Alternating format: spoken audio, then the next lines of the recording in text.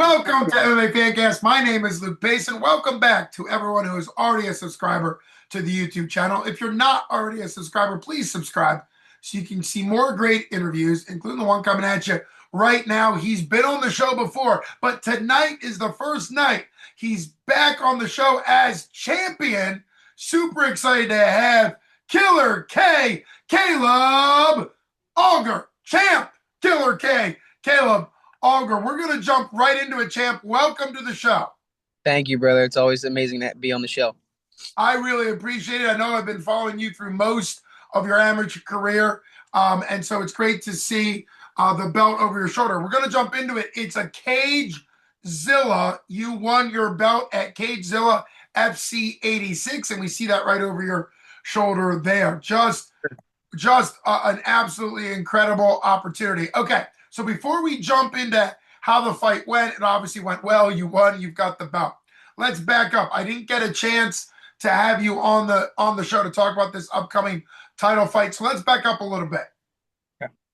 You had this title fight against a guy by the name of Arben Loga, who was their reigning champ. It looks like, he was a champ from another Cage Wars. He had won a championship at Flex Fights and Cage Wars. He was a 6-0 undefeated, highly ranked by Tapology, as anyone who's an amateur who's undefeated would be. He was considered the number 2 in all of 182 flyweights. We could go on and on with his accolades. You were coming in with a little bit of a tough record yourself. So how did this fight come together before the fight?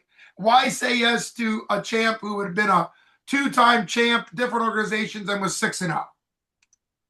So I won the number 1 contender spot for Cagezilla back in April against another tough undefeated guy. And yeah, man, so I was lined up to fight for this title again. Fought for the title before, came up short in that one. Title was left vacant because the champion went pro. And, I earned my shot to fight for the title. So we were looking for somebody to fight us for the title. Originally, we had a guy, and he ended up backing out 3 weeks before our fight back in June. So I wasn't able to fight in June. So 8 weeks pushed back to get my title opportunity. And it was still hard to find people. So they had to go all the way to New Jersey to find this guy who was more than happy to come down here and age against me. He was ranked I think he's ranked 10 in all of North America.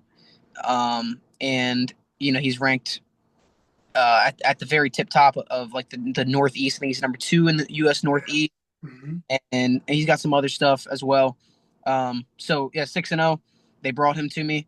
And it was just one of those things where it's like, hey, you just let me know who we're fighting. And me and my team, we don't care who we're fighting at the end of the day. We know we're going to show up. We're going to put our all into it, and we're going to try to come out with the victory no matter who we're fighting. So, they had to find me an opponent. They found me a pretty damn solid one. Yeah. We were lucky enough to get the job done the other night. So, well, and I think that's the mindset of a champion. I remember having you on. I think I had you on in the past when you were fighting for the Cagezilla. I remember the name Cagezilla. It stands out. The name Cagezilla stands out as a promotion, a very catchy title of a promotion. Let's talk about the mindset before we get to the fight itself. You share a lot on social media. I try to follow you and, see what's going on in your life.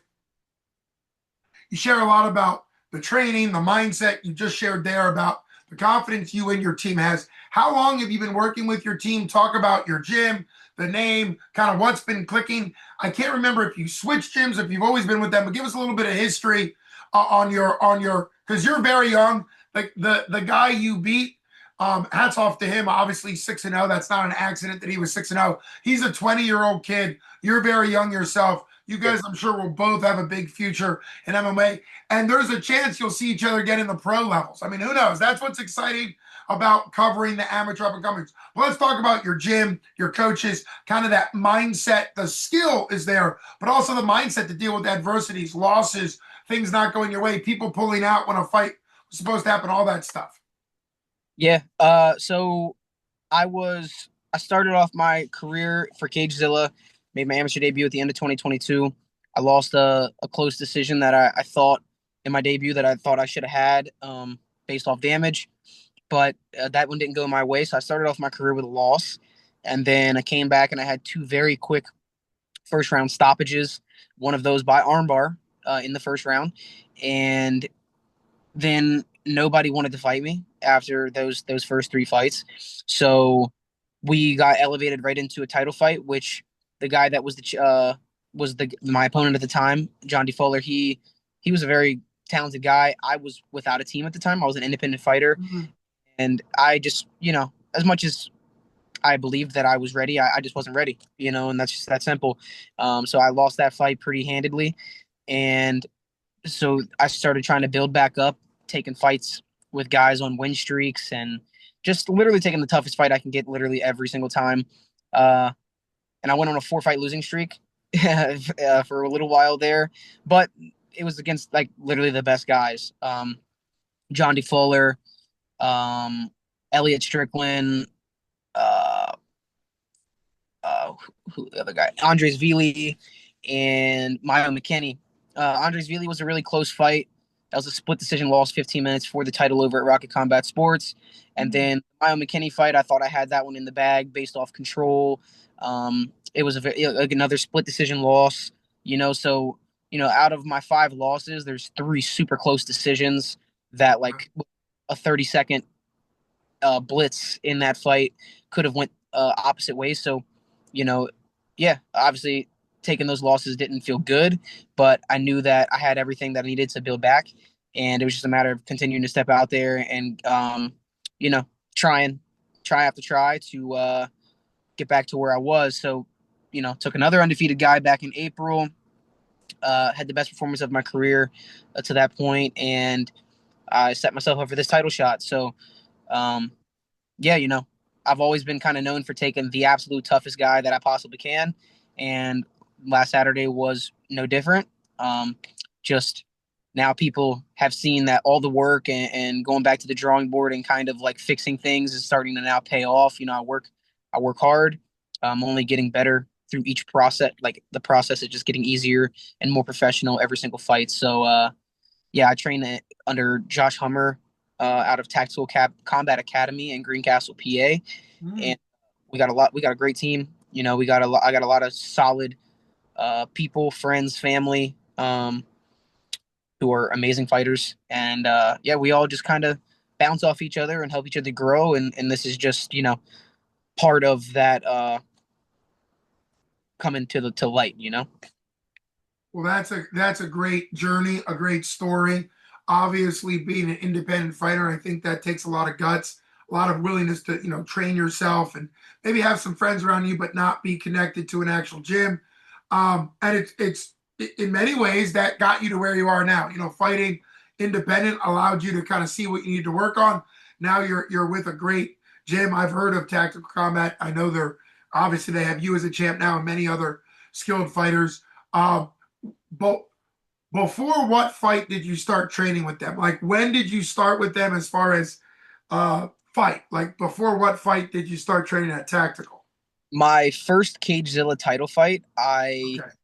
lost, and Monday I went into the gym. Like I like literally within a few days I Right. team and I was like, yeah, okay. I need this is what I want. I've got to start the process and really start taking this stuff seriously so that I can have that. And yeah, I mean, like I said, I took three losses in a row after that. So Yeah. you had to stay patient, understand like, okay, this is just part of the journey. And when our time comes, we're gonna enjoy it, and our time is coming now. So I was just gonna say that's the perfect lead into August 23rd. There you were at Cagezilla FC 86. You are fighting for the belt again for a second time against, as we already talked about, Arben Loga 6-0. We covered him. Incredibly impressive. Um, you ended up getting the job done in the first round. So there's not a ton of cage time that you got, but break down the little over 2 minutes. What was the exact time of it? But talk about the setup that got you the win. yeah, I came out. We wanted to be very patient because we knew that he was going to try to shoot for the takedown, and everybody always knows that I'm predominantly a striker, but I mean, I don't even know if you can say that anymore. I mean, I've got more No. than I do striking wins. So that being said, I'm just a very well-rounded fighter. But I definitely prefer to try to knock you out. Everybody knows I have heavy hands, so that's what I always try to go for.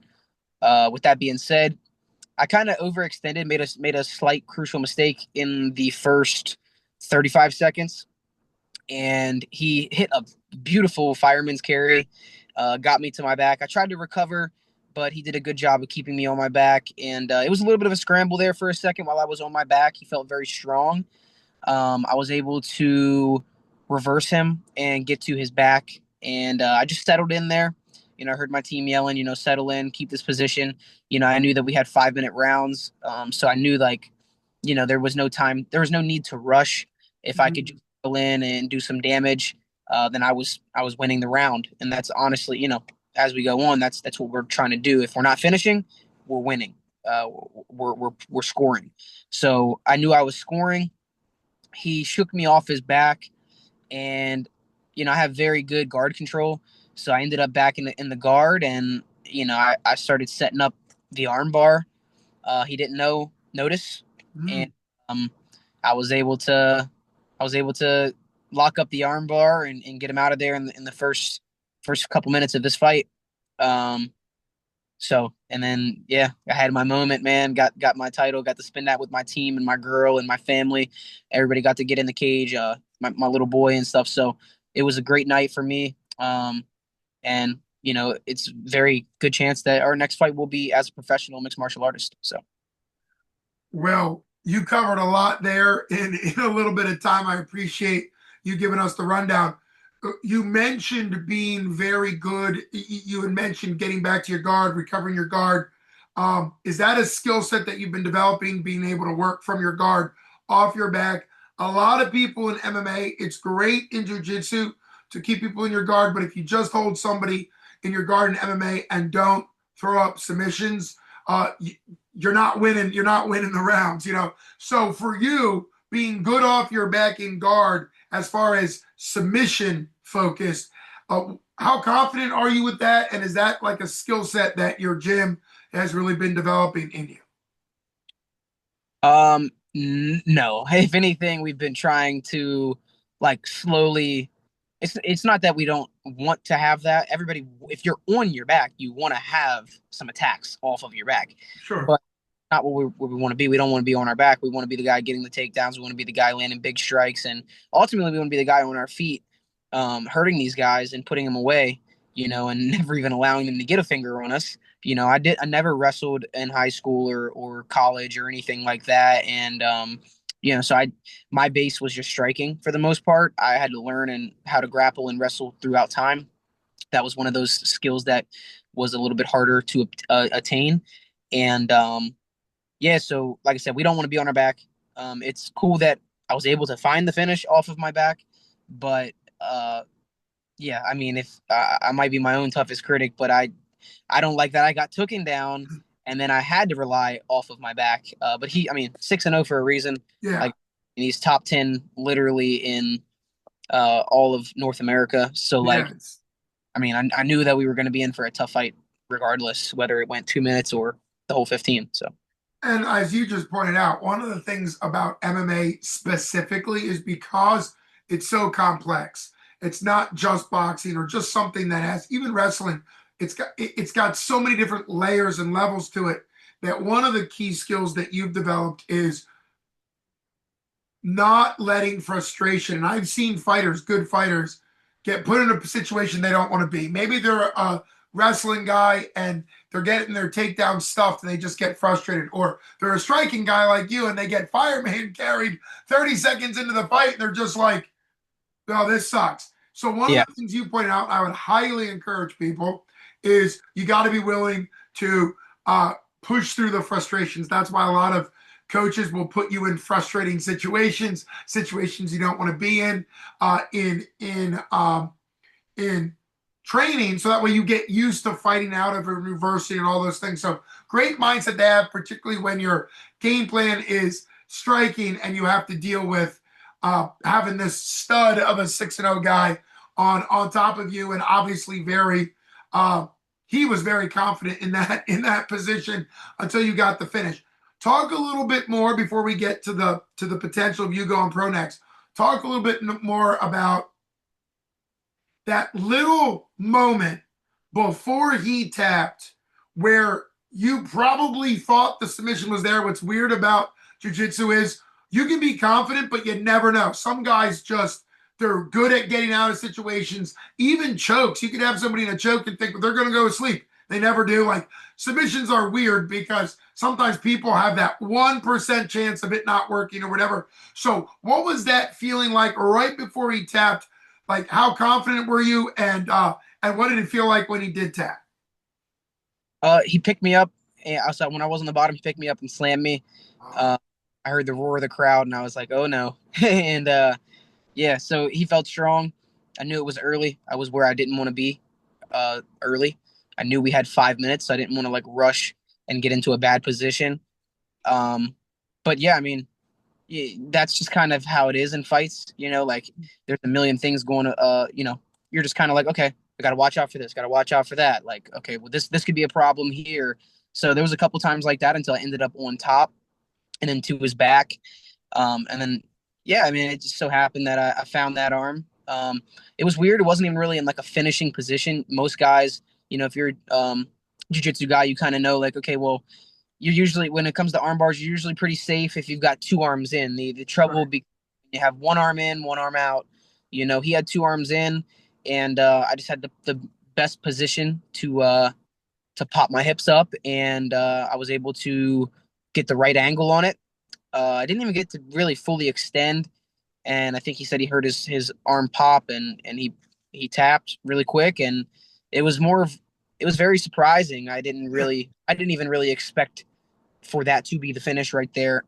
But I'm glad it was. So Yeah, well, what a great jujitsu breakdown for people that don't know. That is a pretty, but that's a pretty rare situation to get that finish. But it does show something that getting your hips engaged. I used to always say, like, jumping up with your hips. You talked about it, really arching with your hips.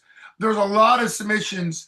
The triangle choke with the legs is one where you can have it. You can literally have it, but if your hips are down, it's a low percentage chance. You get your hips engaged, and it really tightens things up for that. Same with the arm bar.